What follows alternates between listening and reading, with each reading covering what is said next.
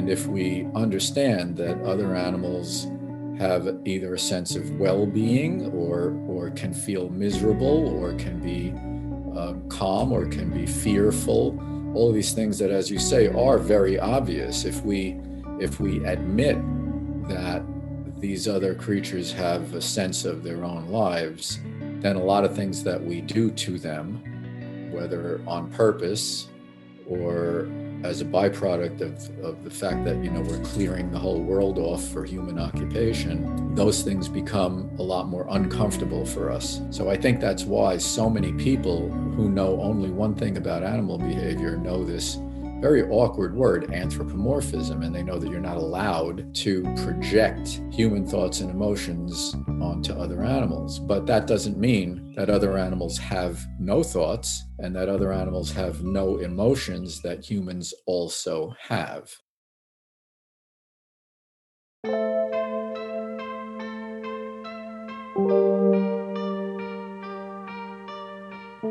Hey everybody, thank you very much for tuning in. In this episode, I speak with Carl Safina. Carl is the endowed professor for nature and humanity at Stony Brook University and is founding president of the not-for-profit Safina Center. He has honorary doctorates from Drexel and Long Island Universities and the State University of New York.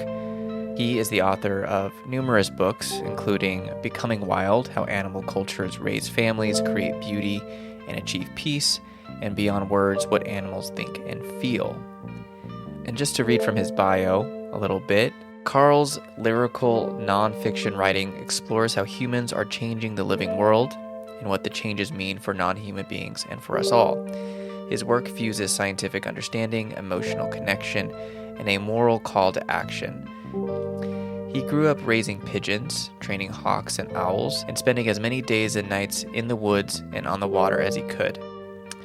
Okay, so that gives you a bit of a background on Carl. I would really recommend checking out his two books that I mentioned there at the beginning, and that is really a lot of what we discuss in this interview. In particular, his book, Becoming Wild, which, as the subtitle suggests, discusses animal cultures and the nature that beauty plays in culture, not just with animals, but also with human beings, particularly with human beings. We tend to think that beauty and culture, and beauty as a function of culture, as being something that only human beings have, right? We think of culture as being something that is of service to humanity, right? We have numerous cultures, obviously, that have existed throughout the existence of our species on this planet.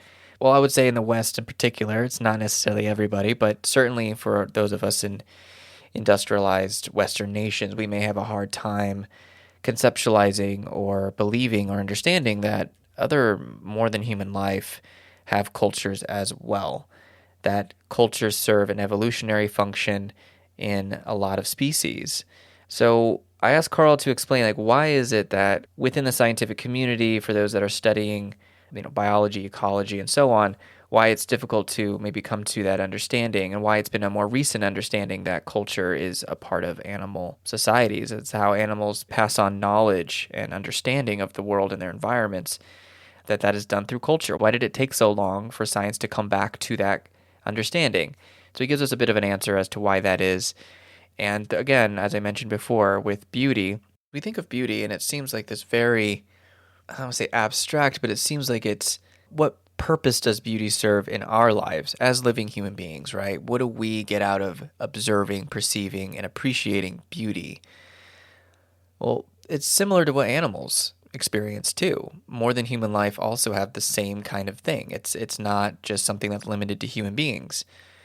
Talking about beauty, talking about the cultures of animals and so on, leads one to recognize, I suppose, it does for me at least, and I think it does for Carl, which is that, we have this very human-centric view of things in some ways that are really obvious, but in other ways that are very subtle. Like if you try to explain to somebody the intelligence of non-human life, the intelligence that exists outside of what we conceive of as intelligence because we look through a narrow lens of human intelligence, we'd have this sort of reaction well, we're a superior species. And honestly, that is a very anthropocentric view. I don't think that that's true. And I think the more that science begins to dig into the complexity, the beauty of animal life, of more than human life, including their cultures and so on, the more that we can see ourselves in them and them in us, that they are our relatives on this planet. They are not below us. They are not separate from us. We are one with them.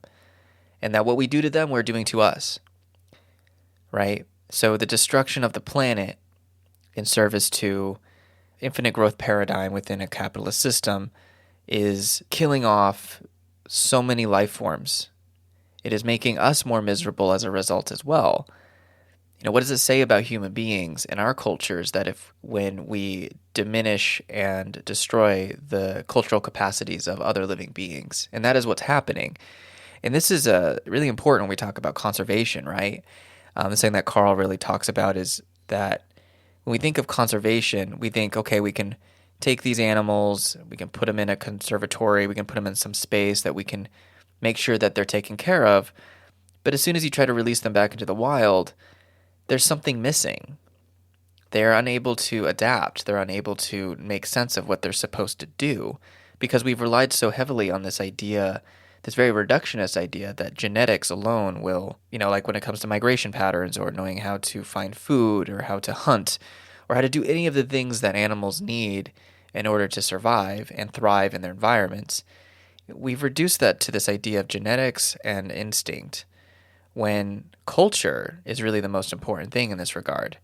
It is just like how we learn from our elders how to live. The same can be said for elephants, for wolves, for various species of birds. You could say that for whales. It's the same thing down the line. So when we think of conservation, we really need to expand our view of this. It needs to be far more comprehensive in order to really make a difference in saving species right now. And that's something that we highlight as well, is how high the stakes are right now. He had written a really great article called Avoiding a Ghastly Future, Hard Truths on the State of the Planet, published at Yale Environment 360. I quote that article. I'm not going to quote it here, but basically he lays out very clearly what's happening on the planet right now. We are in a very dire situation. So I asked Carl, within his understanding of animal cultures, his study of these things, how his work can help contribute to maybe a shift in our understandings of these things. We don't actually end on that note, although that is an important note. We actually end by talking about an article that he had published in the New York Times. Melville's Well was a warning we failed to heed. That is a reference to Herman Melville's novel, Moby Dick. A really interesting review, actually, of this book. It's really interesting. And we end the interview talking about Carl's deep appreciation of this novel and what he's gotten out of it. So in the description of this episode, I will be including a link to that article at the New York Times, also a link to that article I mentioned at Yale Environment 360, and all the other resources you need in order to find out more about Carl's work, including his website, carlsafina.org, also his organization, safinacenter.org, links to his books, Becoming Wild and Beyond Words. I really recommend checking those books out. If you would like to learn more about my work specifically, you can go to my website, lastborninthewilderness.com. Everything you need to know will be there. If you'd like to support this work monetarily, there are a few options available. The first is through a one-time donation through PayPal or Venmo. You can go to paypal.me/lastbornpodcast, make a donation there, or you can find me on Venmo at lastbornpodcast. If you'd like to support this work on a regular basis, on a monthly or yearly basis, you can do that through Patreon. You can go to patreon.com/lastborninthewilderness, and if you contribute there, you will gain early access to these interviews before I release them to the public, and you'll gain access to some other exclusive content there as well. All right, everybody, that's all I got. Thank you so much for your attention up to this point. Without any further delay, here is my interview with Carl Safina.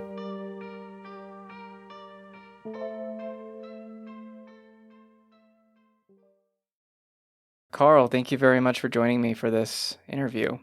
Really appreciate it. Thanks very, very much for having me. It's really a pleasure. Yeah, and like I said before I started recording, I've been really digging into your, I've been reading some of your articles, listening to some interviews, some talks you've given over the years.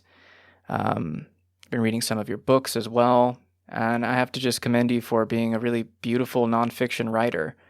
I think people can... Thank you. Yeah, I think there's...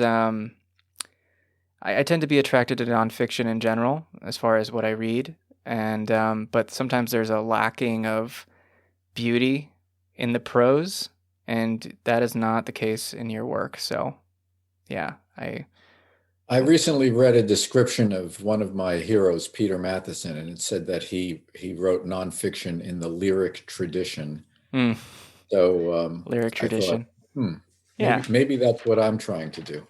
yeah. I mean, I think that's a good way to describe it. Yeah, it's quite lyrical, and you really can tell um, that you're approaching it scientifically. You're discussing something really scientifically based, but you can really tell that there's a lot of passion and love in what you do, and that really does come across in the words that you share and how you write them. Yeah, Well, it's very gratifying to hear that it strikes you that way. Thank you. yeah, absolutely. Yeah, and there's really a quality of your work that I think I really wanted to highlight right away, which is the the way in which you describe these are profound personal experiences you have, and you write about that in your books about researching the cultural dimension of animal life. I think we still have, it seems to be a very common thing in how we discuss how animals operate, how they survive, as being non-cultural, as being purely based in instinct. It's a very kind of reductionist perspective, like birds know how to migrate across thousands and thousands of miles just because it's like ingrained in their neurology or something. It's just something genetic. And something you have been very good at articulating and writing about is like, actually, that is a component. But if you just have a bird that's isolated and was raised in an isolated environment, they're not necessarily going to have those bases of knowledge or understanding that we attribute to instinct. So if we could just start there, in your research, in your work, what is culture, particularly in the context of animals and what we think of as like, non-humans, essentially? Well, I think the really interesting thing is that culture is the same in humans and non-humans. It's there for the same reason and it does the same things. The the things that are the products of culture are very different.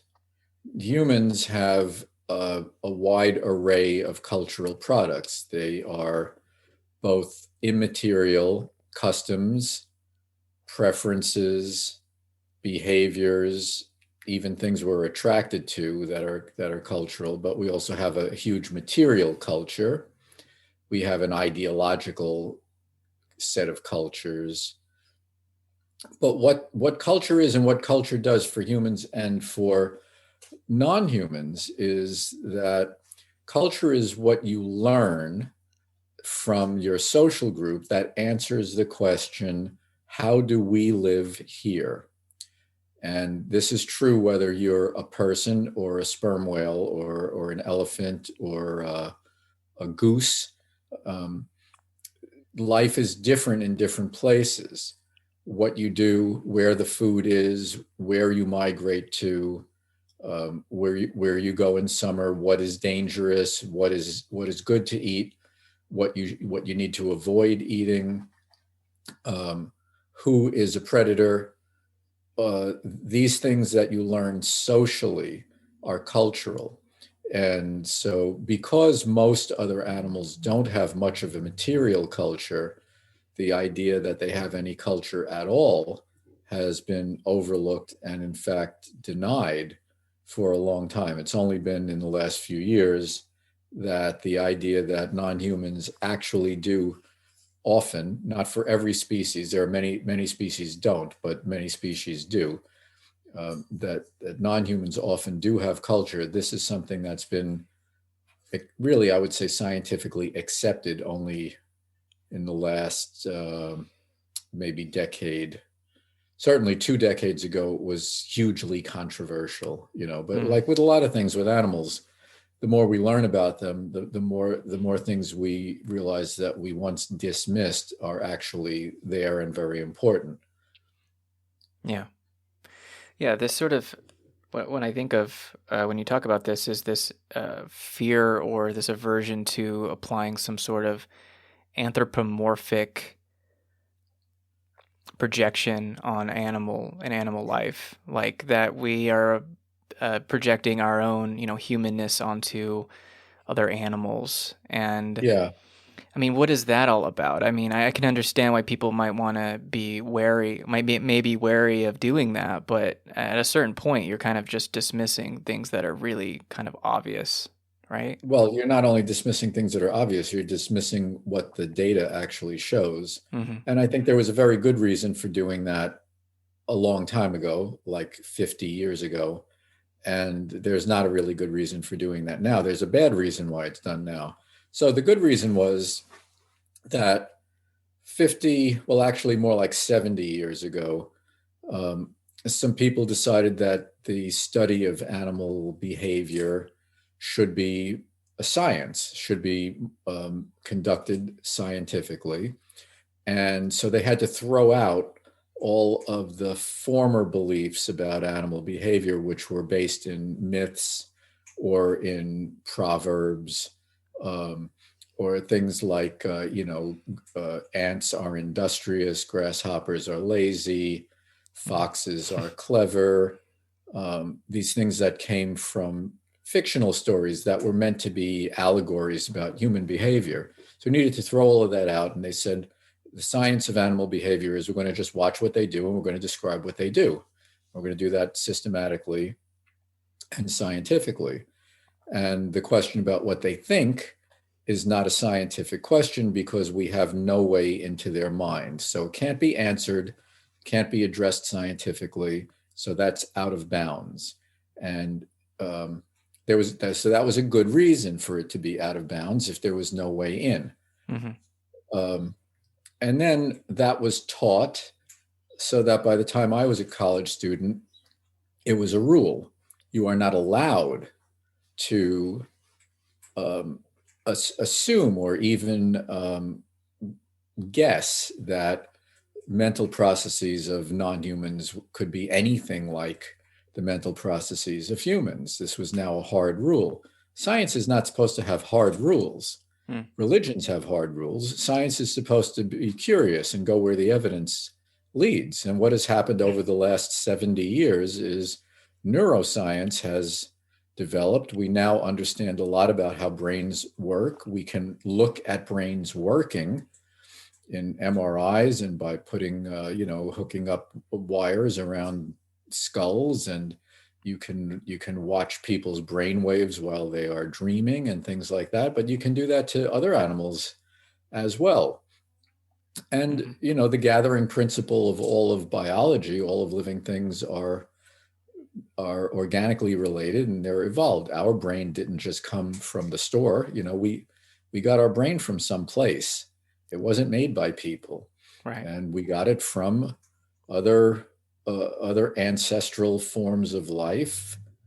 So that tells you that the things that are happening with us are probably somewhat happening with other animals. And if you actually look into their brains, you can see that they are. You can see brain patterns that are very similar rather.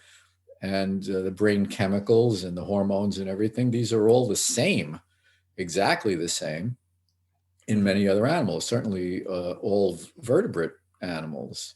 So you can look at brains, you can consider evolution, you can look at the neurophysiology, you can observe the functioning of brains, and you don't really have a good reason anymore to say that the question of what goes on emotionally and intellectually in another species of animal is out of bounds because we can't do it, because we can do it. And so why is there still this extreme aversion to doing it becomes, in a way, a different question. The answer, I think, is that it spoils our main story that we like about ourselves, which is that we are the only ones that think, we're the only ones that have emotion, we're the only ones that matter. And if we understand that other animals have either a sense of well-being or can feel miserable or can be calm or can be fearful. All of these things that, as you say, are very obvious. If we admit that these other creatures have a sense of their own lives, then a lot of things that we do to them, whether on purpose or as a byproduct of the fact that, we're clearing the whole world off for human occupation, those things become a lot more uncomfortable for us.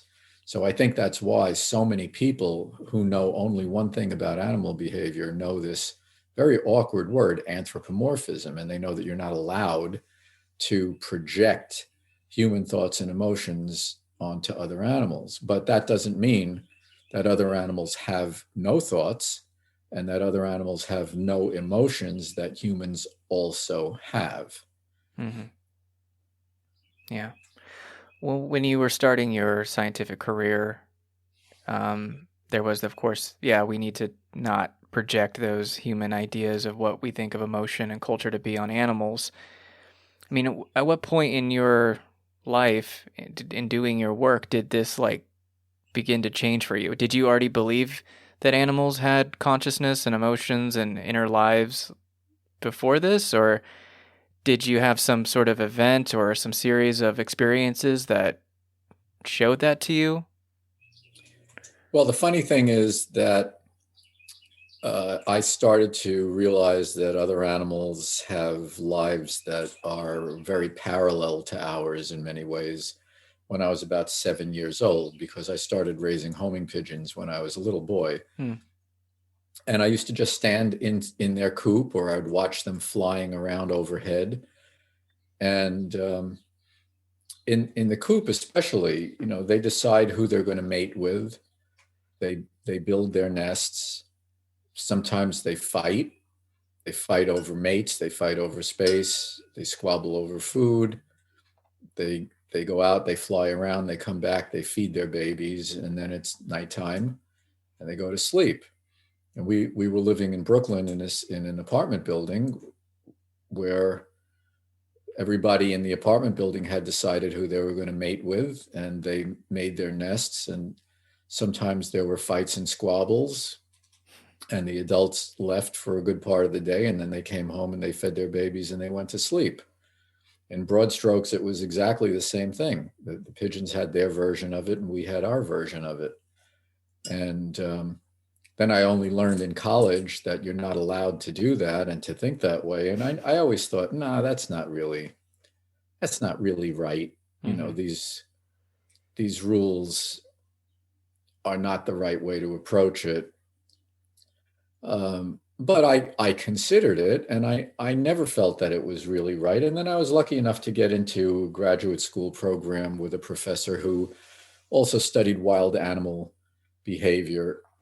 And she, like most people who study wild animals, she was pretty flexible about the idea that, they have intention, they have emotions.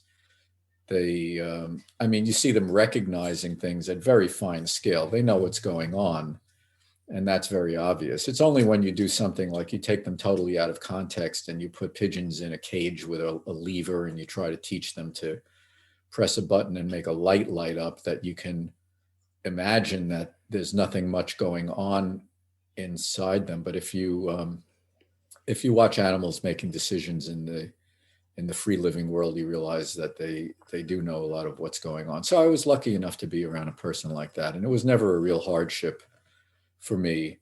I never really bought the idea fully. I just thought, okay, this is an interesting idea to consider. Not everything that is thought to be the case in science turns out to be the case. As more and more is learned, we understand better, and I think that's pretty much the way it went with me.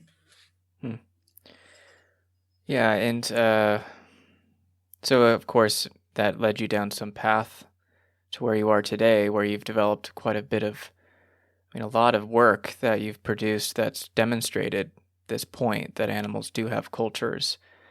Well, originally I was mostly interested in what animals do and why they do it. because I just thought watching animals was really interesting. I think they're really beautiful, and it's just kind of cool. Mm-hmm. But we have so many problems with animal populations declining, habitats being lost.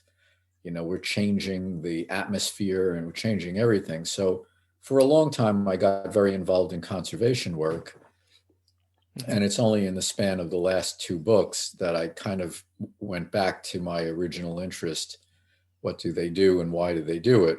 So my previous, the book before this last book was about what animals think and feel. That book is called Beyond Words. And then the most recent book is Becoming Wild. And that is about what they learn from other animals in those species that have culture. As you know, that's the basis of the conversation that we're having now. Mm-hmm. Yeah. What are some of the species that you highlight in those books as far as, the cultures of animals? And could you talk about, like, what would be the nature of whale culture, or what would be the nature of, say, wolf culture, or any of these other species that we could look at that have obvious, cultural elements to them? Right. Well, in a way, it's the same, and in a way, it's very, very different. The thing that's the same is that it's how do we live here. So different groups of wolves in different places have different cultural knowledge and different cultural behaviors. Mm-hmm. There are even different families of wolves within the same region that develop a cultural specialty, kind of like a family business. They hunt a certain way. They hunt certain prey that other wolves don't hunt, or in a way that other wolves don't do it. And the same is true with the sperm whales that I studied, or with dolphins. They hunt in certain ways. Dolphins may have different techniques for chasing fish or for herding fish into an ambush. Mm-hmm. They learn that as they're growing up, just as we learn everything as we are growing up. And the same is really true for a lot of things that live in groups. Elephants, dolphins I mentioned. Orca whales are the biggest dolphin. They are very cultural. What they eat, how they eat it, who they will socialize with, which groups they will socialize with, and which groups they avoid. And this is one of the things you start to see, even in things like sperm whales. Certain groups are in the same clan, and groups that are in the same clan will socialize. If they meet groups that are in a different clan, they will avoid them. And this gets to be very close to the way that humans are. If we meet people who are in our own culture, we socialize with them. If they look funny and we don't understand their language, which is entirely cultural, it's not a genetic thing, what you're wearing and what you're speaking, it's entirely cultural. We come across individuals from another culture, we don't feel comfortable. We may totally avoid them. Mm-hmm. And what's the practical reason for avoiding them is that they do things a certain way and we do things a certain way. That makes it hard to cooperate. If you expect a handshake and somebody bows, it's a little confusing. And if you take that a little deeper, it can get very confusing. If they don't speak your language, you can't really communicate with them. So we stick with our own groups. And for a long time, this was not a problem. But in the world that we live in, where everything is globalized and different kinds of people are mashed up against each other, it becomes the source of the worst problems we have. And cultures are really entirely arbitrary. Mm-hmm. What kind of hats you wear, what kind of dress you wear, what kind of music you make is more or less just a coincidence of what happened in your region. Mm-hmm. It's not really based on anything else. Mm-hmm. And yet we take these arbitrary differences and, they create hatred, they create violence in humans. In other animals, you just see they avoid each other, and there's not really much of a problem beyond that. But with humans, it becomes a really big problem. And yet it's really the same thing in all of these species. How can we approach conservation through this lens? Because I think one of the things is if we just preserve animals, put them in I don't know, certain, not necessarily just confined spaces, but we take pieces of land and we enclose it and we're like, all right, we're going to preserve this species here. I mean, the intention might be like, yeah, we want to protect these species from going extinct. But then you try to like maybe release them back into the wild again or something. And they're Yeah. unable to live in their environments as we may have assumed they would. Right. Yeah. Right. So let's take an easily imagined extreme case, and then we can generalize it a little bit more. Let's imagine that chimpanzees, which have lost a lot of territory and are under a lot of pressure in the remaining territory, let's imagine that they are completely extinct in the wild. There are animals that are extinct in the wild, and those animals are sometimes bred in zoos and reintroduced, as you're referring to. But let's imagine that it's chimpanzees this time. So the chimpanzees grow up in a zoo in a captive program. They're not there for the public. They're off scene somewhere, and they have their social group, etc. And you take them to Africa into really good chimpanzee habitat, if there's any left. Let's just say there is, and you open the cage and you let them out. They will simply have absolutely no idea what to do, and they will die. They don't know what food is. They don't know where it is. They don't know. Wild chimpanzees will know where the fruiting trees are exactly. They'll travel a long distance to a tree that they have in mind. They'll go there when they know that the fruit on that tree is ripening. They'll walk a long distance, maybe once a day, to a water hole, maybe the only water hole in their territory, and they'll have a good drink. If they don't know these things, they don't know these things. And if they don't know these things, they will die. The way that we've treated conservation for a lot of species is as if the only thing that matters is the genetics. So we don't care so much if they are, in fact, completely lost in an area, because we say, well, we still have some left over here, and maybe we'll reintroduce them. But a lot of what they need to know in different regions is how to live there. That's what culture is about. And if they're completely gone from a region, then the culture is gone. So even if you have a genetically viable number of them, they won't know what to do. And this has been seen in some reintroductions. There was a reintroduction of a thing called a thick-billed parrot back into where it used to live in the Southwest US. They all died because they just took them out from captive bred population and opened the cage, thinking what they need to know is purely instinctive. And it wasn't. There have been introductions of other animals like bighorn sheep and things like that, put them in a really nice place where there's plenty of grazing available to them and nice time of year in the summer. And then it turns to be winter, and they don't know where to go. They don't know the migration routes down into the lowlands. They don't know where the lowland winter range is, and they die like crazy. So conservation has been approached as if it's just a numbers game based on genetic viability, and the loss of culture makes conservation much harder and makes reintroduction much harder for those species that are cultural. And as I said, there's a lot more culture than has been previously appreciated. Is there anything that human beings can do to help with that? I mean, if there are species that are struggling, and there are many that are currently, and we really want to put in the effort and the understanding and have the sensitivity about these things that you're highlighting here.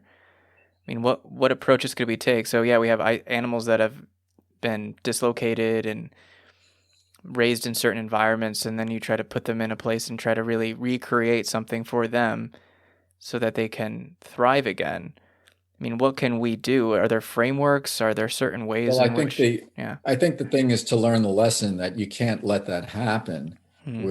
where they're gone from a place. It's a much bigger problem than has been appreciated. Mm-hmm. And the aim of conservation should be not to avoid extinction, but to maintain viability, maintain all the population segments, if they are not continuous in geography. You just can't let them disappear from a place. The chances of getting the place back and getting them back into that place are much, much harder when they're gone. But that would require, I'm talking about the way that conservationists should be thinking about it and the conservation policies that there should be. But the problems really are so much bigger because living things need room to live, and we are eliminating the living room for many, many species and for many populations of species. And that really is the main problem. The world is kind of on fire, actually sort of literally now. And yet, we still have like the Endangered Species Act, which is a wonderful law in the United States, and most places in the world have nothing like that. But the Endangered Species Act says if they're not extinct, we're happy. It doesn't say we need to make sure that these populations are large and viable, and we need to maintain a living world around us.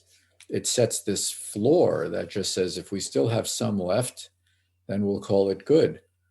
If you contrast that with the Clean Water Act, it doesn't say that as long as you have some water and it doesn't kill you if you step into it, then we're happy.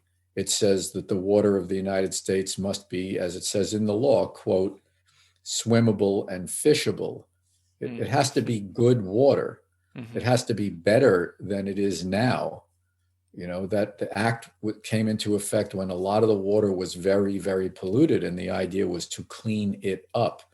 But the Endangered Species Act does not have as its goal to let species expand back into their original range. It has as its goal to make sure that they don't go extinct. And if you're focused on how few you can have, you're ensuring that a lot of populations are going to decline a lot.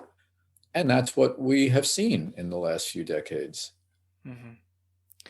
Yeah, and I really want to get into that in a moment, but there's one last thing about animal cultures I would like to discuss, which is you mentioned some of the arbitrary aspects of culture, which are related to aesthetics, beauty, we could say, like vibrancy of colors, and that's what makes human culture so beautiful and interesting. Is if you travel, you can just experience other cultures and just the beauty that comes with that. And that's something that's really transforming for the individual to have that experience. But we can see that beauty plays a really important role in animal cultures as well. Yes. And it's interesting because it seems very superfluous or arbitrary. I mean, what does that have to do with survival? What does that have to do with the continuity of a species? And yet here we are. We have beauty in our cultures as human beings, and we can just see that in animal cultures as well. So Right. what role does beauty play in culture for animals, at least? Well, for one thing, what counts as beautiful is kind of arbitrary, just like it is with humans in different cultures. But it has a role. And the role is it helps you to understand what you're supposed to do and who you're supposed to do it with.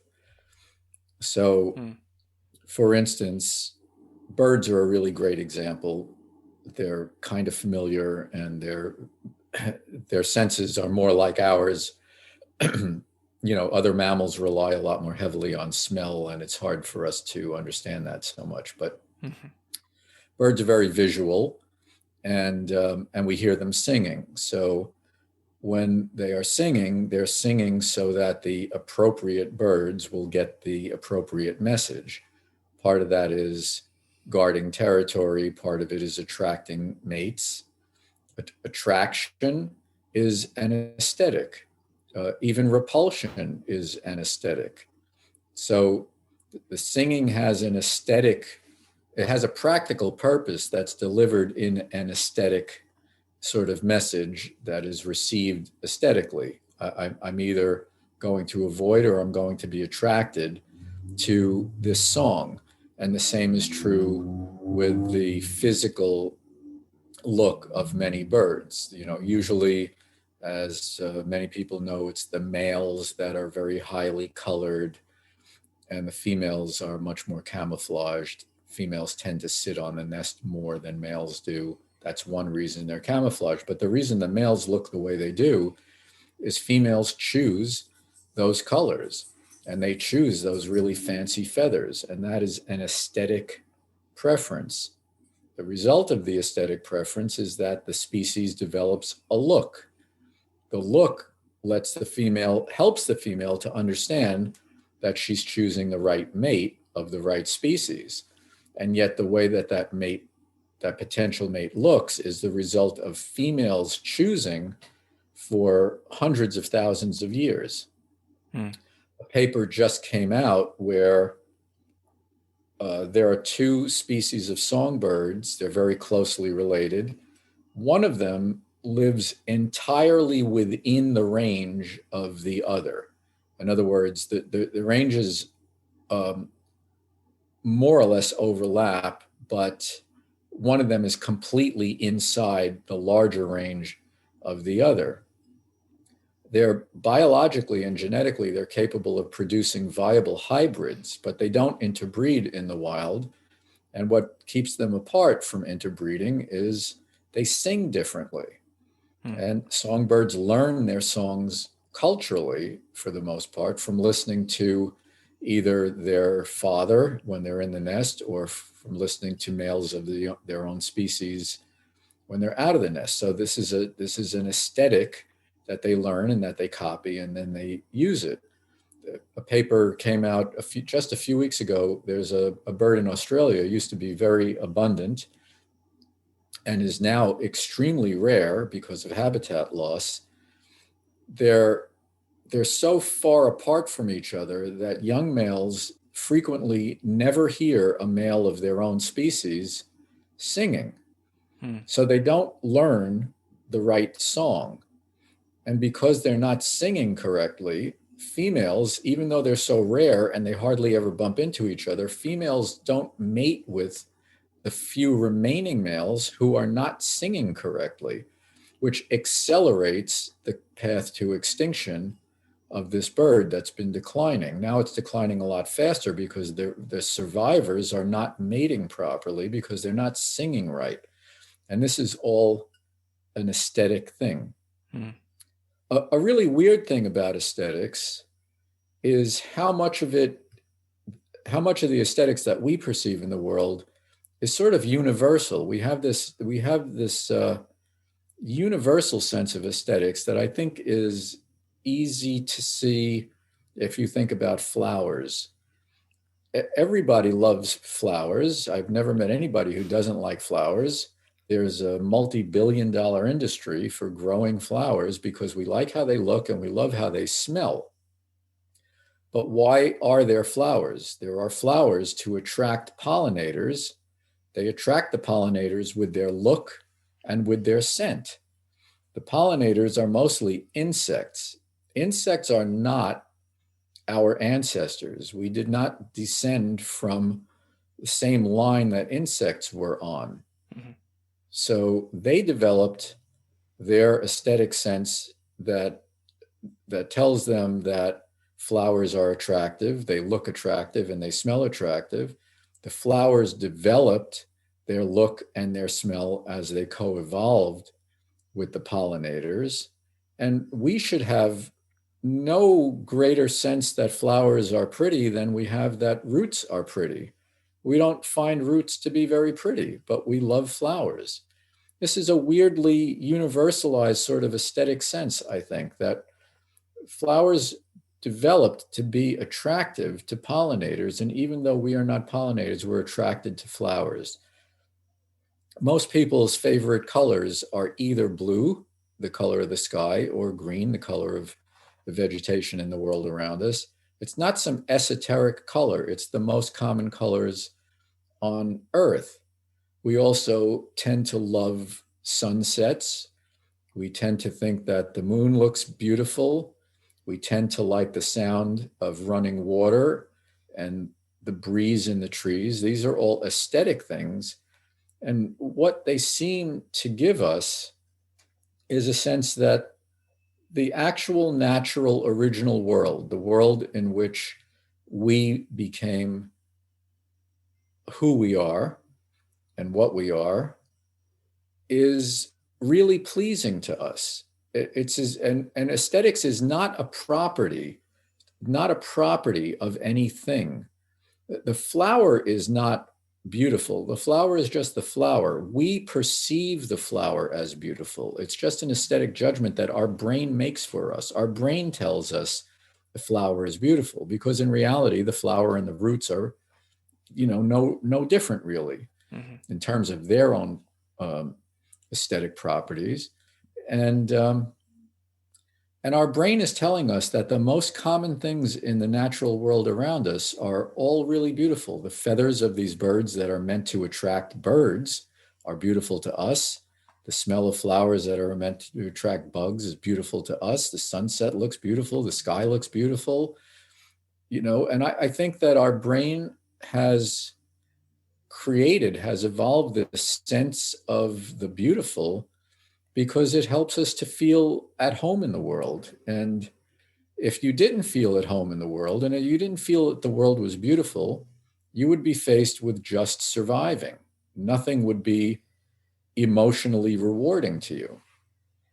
There are also, there are relational beauties like love or the way we might feel about children and things like that. Well, imagine if we had none of that and we just had to do all the work it takes to survive, and we just had our food and it didn't taste like anything. I mean, life would be meaningless and valueless. And I think in a real sense, I think that beauty is what keeps us alive, I think is really the bottom line. And yet we say, or we feel, we downgrade it and we say, oh, that's just aesthetics. It's not just aesthetics. It's the thing that makes life worth all the work it takes and all the time it takes to be alive. Well, I was thinking how human beings, we have art and we have things like we have incredible works of art, paintings, architecture, sculptures, film, photography, all these things that when I look at it, I don't have any, there's nothing about it that even feels even remotely tied to our survival. Yeah, it makes life more enjoyable. It makes life better, most definitely. But it seems like we've created over generations the conditions where we can just produce beauty and appreciate beauty just for the sake of it. Is there something similar in animal cultures? Do they have examples where they just produce beautiful things that scientists or observers just can't put their finger on? Like, what does that have to do with the the species continuing on? Well, I think for one thing, I'm not sure I would totally agree that it has nothing to do with survival because we put a lot of effort into producing art. We put a lot of effort into buying art and having things in our house. And it's not because it's meaningless. It's because it makes life worthwhile for us, which I think is in a different way of saying the entire point that I was trying to make. Beauty makes life worthwhile. And there are very few other animals that produce what we would call art. There are bowerbirds that build these very elaborate, they're basically seduction structures. They're not nests. They're places that the males build and display.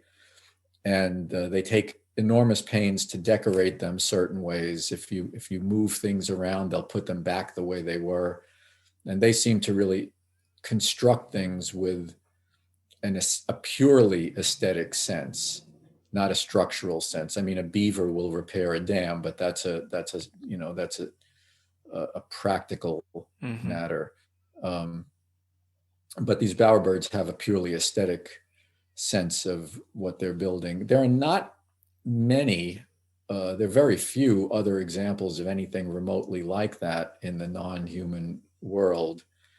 But if you look at the way animals look, you can see that often their entire body is aesthetically patterned.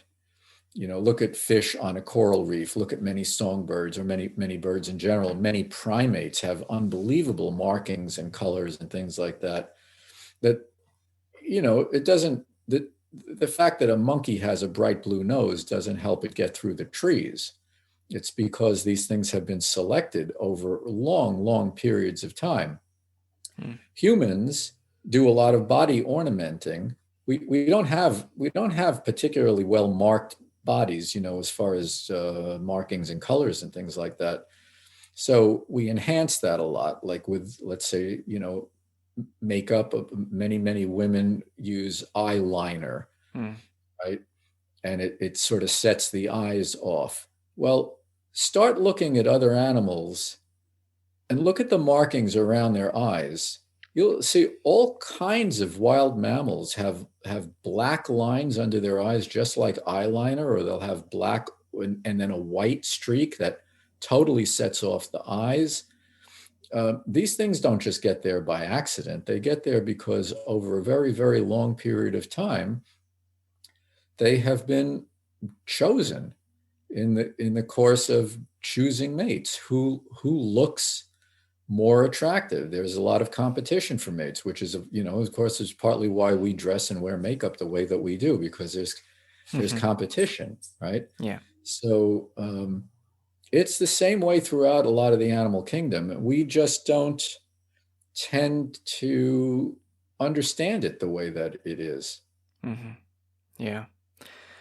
Well, I mentioned, earlier you were discussing kind of that the world is on fire, and that is quite literally true. We have seen the climate itself has been radically altered just over the past several decades. We're seeing that that's going to continue. I want to quote from an article that you had published earlier this year, published at Yale Environment 360. The title of that is Avoiding a Ghastly Future, Hard Truths on the State of the Planet. And you state, humans have altered about 70% of Earth's land surface and ocean. Wetlands have lost 85% of their natural area. Kelp forests have lost 40%. Seagrass meadows are disappearing at 1% per year. The ocean's large predatory fish are 2/3 gone. Coral reefs have lost half their living mass. Agriculture has halved the weight of living vegetation on land, driving a diversity loss of 20%. 40% of extant plants are currently endangered. Farmed animals and humans now constitute 96% of all land vertebrates. Only around 5% are wild, free-living animals.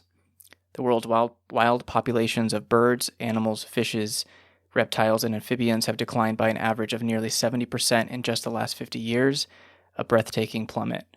More than 700 vertebrate species have gone extinct over the last 500 years, an extinction rate 15 times the natural rate. Around 1 million species are now threatened with total extinction. These disruptions and declines have caused the deterioration of soil, air, and water quality, pollination, carbon sequestration, and human health. Other things have increased: floods, fires, the number of malnourished people, plastic pollution, general toxification, and infectious epidemics. And you're citing a paper that was released by a collection of scientists that were just sounding the alarm. And something that you also mentioned in that article, I think a little bit after that quote I read there, you talk about the techno-optimists and this sort of tension that seems to exist between ecologists like yourself and those that put out that paper, and these techno-optimists that would like to maybe cherry pick or decontextualize certain forms of data to point to actually human beings are doing great and things are going to be fine. We have all these technologies that are being developed that can fix all of these vast problems that you just highlighted there. Could you speak to that tension between the techno-optimists and those that are maybe a little more grounded in reality, such as yourself? Yeah, well, that's in my opinion. Well, I don't even think it's an opinion. I think it's a fact, which is why I believe it. Um, yeah, I think it's true. I think ecologists are grounded in reality, and techno optimists are cheerleaders. Ecology is the study of relationships between living things, among all living things, and between the living world and the non-living world. You know, the relationships between the water cycle and the distribution of plants, for instance. That's all of that is ecology. It's all relational. And if you look at relations and you look at trends, you see that life on Earth is, well, I guess another way of putting it is human beings are no longer compatible with the rest of life on Earth. And I, I guess another way of looking at it is that humans taken alone are living in their own tech bubble where the fire alarms are going off, the oil light is on, and we're still happily driving. But the changes that have happened that threaten human stability and human life in a huge way are happening so enormously fast that to just say that, you know, we think things are getting better because the economy is growing, or because the number of starving people has dropped from a billion, let's just say about a billion to 800,000. You know, 800,000 starving people sounds good if you're in an office in Harvard and you think that's a big improvement. But to me, 800 starving people is a lot of starving people. And if we're going to have more and more people on the planet, which all projections say we very much are, then you're going to need much more food to just stay in place. If you look at the way that we've handled these things in the past, we're not getting ahead of the game. We're falling much, much farther behind in the way that all the living things around us are coming down around our ears, except our own farmed animals and the numbers of people. But the numbers of people are also under tremendous stress. That's why we have some of the wars and refugee crises that we have. You know, a lot of the conflict, say, oh, well, that's sometimes you say, well, it's just ethnic conflict. But the ethnic conflict is exacerbated because one ethnicity needs more farmland and they're moving in on the other ethnicity's farmland, and it creates violence, and then people are trying to run away. So I think ecologists who look at the big picture and look at relationships see a world with very, very worrying trends. I mean, not worrying trends, there are terrible things going on, and trends in those terrible things that are mostly tending to be getting worse. There are a few things that are getting better, but you know, then you have these people who are called techno optimists who just think that the solution is, oh, we'll just make more farmland, or we'll just develop new varieties of some crop and make it, you know, more resistant to the herbicide that we're constantly applying to everything else to kill it off, and those kinds of things. And I don't find those to be solutions, you know, and I don't find them to be I don't see them as getting us around these big worsening problems that we have. The big worsening problems are the extinction crisis. Many forms of life on Earth are disappearing. Almost all wild living things are at their lowest populations ever. And the climate crisis that threatens all of human agriculture, and, you know, and the stability of civilization, and a lot more smartphones is not going to get you out of that problem. Yeah.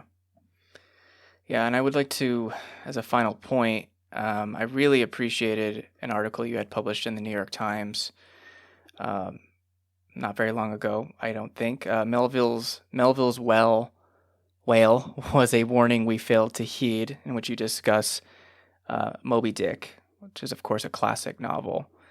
And I guess to tie into what you just elaborated on there, I haven't read Moby Dick. After reading your article, I'm like, I really think I should read this novel. I know it's like a pretty big piece of literature, and I think a lot of people, including myself, can be a bit intimidated by something like that.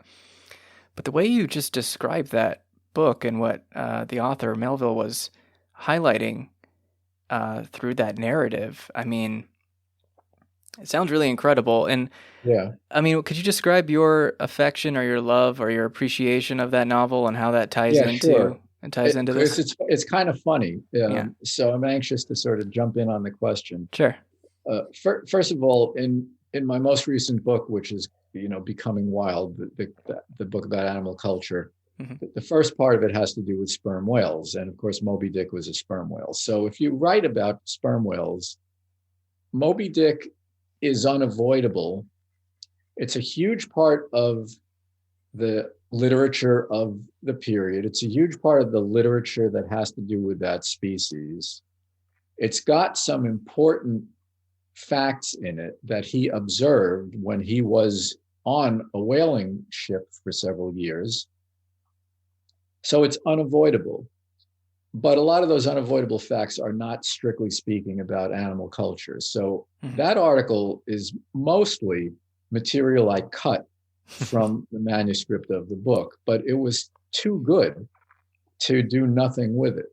Hmm. So what well, before I talk a little bit about the article, I should say I attempted to read Moby Dick when I was in my early 20s.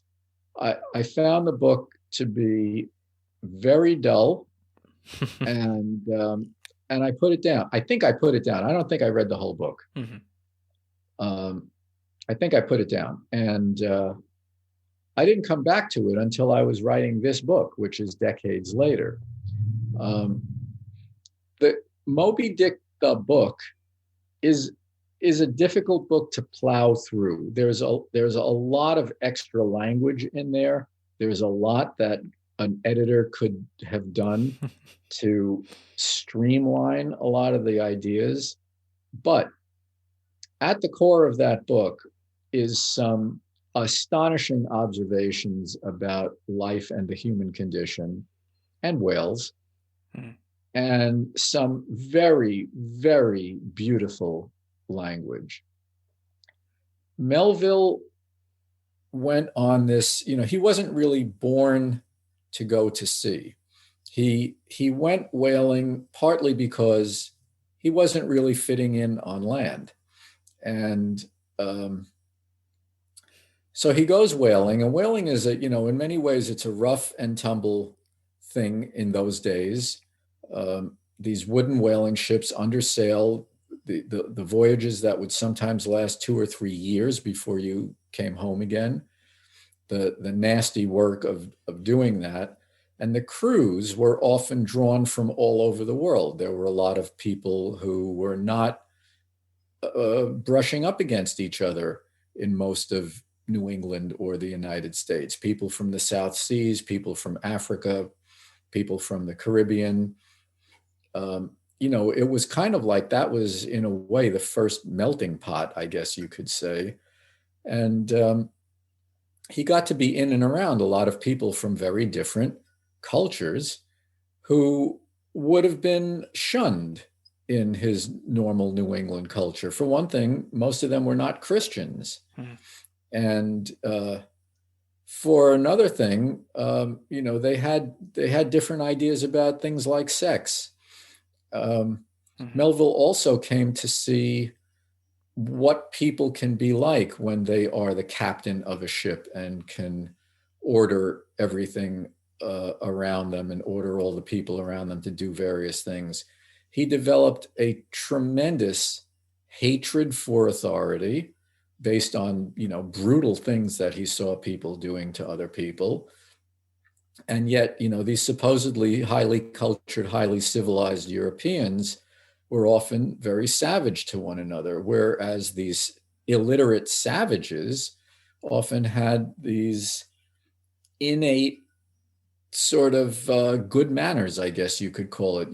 They were kind and considerate to Mm-hmm. one another, and it gave him a view of the world. It's often called the greatest American novel, but I think it's great because it's an international novel. And here it is, this Yankee guy goes out in the world and he discovers for himself that there are many, many kinds of people whose human dignity surpasses the the well brought up literate Christians that he grew up around. And to have a mind that open in those days was really extraordinary. Mm-hmm. Um, so there are just there are many astonishing aspects of that book that would help us get along much better in the life and the world that we have made for ourselves now.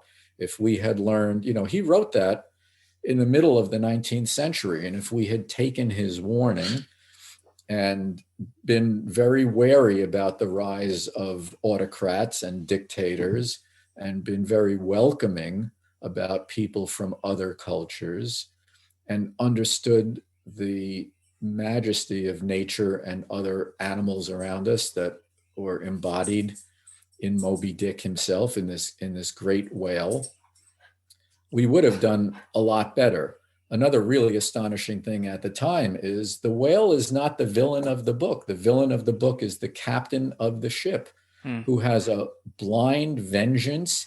He has a hatred for the other, basically, and he can't do it alone. So he's incredibly manipulative, and he gets all these other people to share his view that this whale, who has done nothing except be a whale and defended himself when he was attacked before, that this whale must be destroyed. Mm-hmm. So they set out to destroy the whale, and what happens in the end is that basically the evil autocratic captain is destroyed. The All the people who followed him into this madness are destroyed, and the whale gets to live. Now, it was probably another century before anybody wrote a book where the animal is the protagonist and the animal gets to live Mm. and delivers justice. The thing is, the whale delivers justice in this book. So all of these things are so extraordinary. Mm-hmm. And it's worth slogging through some pages and some paragraphs that are out of place or much too long or a little dull, because the core of that book is exceptional for its view of life. Mm-hmm. Yeah, and I would say that your article in particular does a good job of highlighting those parts that seem to really speak to that core you're talking about of the book. Yeah, so I'd recommend people really read that. I think it was pretty beautiful what you put in there. Yeah, thank you. I was exceptionally tickled that it got published in the New York Times Book Review, because when I first Yeah. contacted them, they said, "What? Want to write a book review of Moby Dick?" I think we've been there a lot before. This Yeah. book is 150 years old, and Yeah. come on, it's got. If you want to write a book review about Moby Dick, it's got to be really different. So I said, "Well, here it is. Have a look." And Yeah. they said, "Oh, we really like this." So Okay. that was great. Well, I'm glad it got published there. Yeah. And Carl, I mean, we've been talking for about an hour, so I just thank you very much for your time. I'll ask one last question: Is what do you have any other upcoming book projects or any other upcoming things that we can look forward to in your work? Yeah, I have a book that I'm working on right now. And last year, everything, all my travels got canceled because of COVID, like so many people. And most Sure. of my books required me to go to 3 continents, a lot of travel. So I couldn't go anywhere last year. And I was completely finished with a book. Luckily, I was finished with that book. It didn't get disrupted. But now I couldn't go anyplace. And just coincidentally, a baby screech owl that was an orphan that we released at our home decided to stay around our yard. We fully expected her to just wander off. She decided to stay around our yard. Hmm. She got a wild mate, I put up a nest box right on the outside of my writing studio. So like where I sit on the computer, the nest box is about 4 feet away on the other side of that wall. Oh, wow. And because she's completely tame, I was able to watch them at point blank range go through all of their courtship and all the raising of their young ones. And I've written what I think is a very sweet little narrative about that. But I'm also, now what I'm working on is trying to infuse into that book many of the different views of the human place in the world and in the cosmos that has been developed by indigenous people, by people in other cultures, like China and India, why the West developed its view of the world that we have, and the implications of all of that. So that's the book that I'm working on right now. And coincidentally, right out the window right here, about 20 feet away from me, that little owl with her mate are spending the day snoozing right now. I just saw them about 10 minutes before I got on with you. She tends to roost there every day, but this is the first time since last spring that I've seen him there with her. So Okay. It's really kind of sweet. That is very sweet. That is the sweetest way I think we could end this discussion. So thank you for sharing that. Excited to see that book finally come out whenever that finishes up for you. So yeah, thank you. Yeah. Anyway, Carl, thank you very much for your time. I really appreciate this discussion. Sure thing. Me too.